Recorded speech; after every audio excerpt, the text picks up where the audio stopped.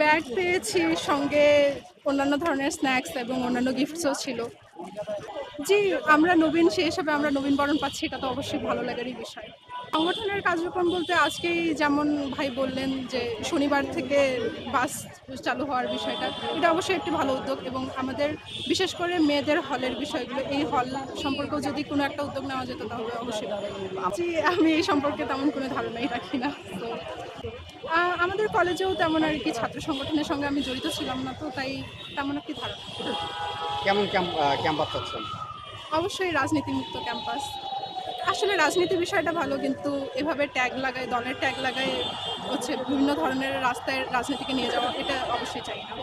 এখন পর্যন্ত এরকম কোনো কিছু দেখিনি। হিজাব পড়েছেন দেখছি এবং শিবির সম্পর্কে শিবিরের প্রোগ্রামে এসে ইন্টারভিউ দিচ্ছেন। পরবর্তীতে শিবিরের সঙ্গে নিশ্চয়ই হিজাবের কোনো সম্পর্ক নেই। হ্যাঁ, সেটাই।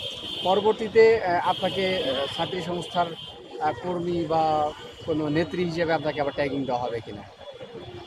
এখানে নবীন হিসেবে নবীনবরণ অনুষ্ঠানে অংশগ্রহণ করেছি এবং গিফটস পেয়েছি, অবশ্যই ভালো লাগছে। এর সঙ্গে আমি কোনো দলে কখনো রাজনৈতিক দলে যুক্ত হব কিনা সেটা সম্পূর্ণ আমার বিষয় এবং এতে আমি অবশ্যই ট্যাগ লাগবে না বলে আশা করি।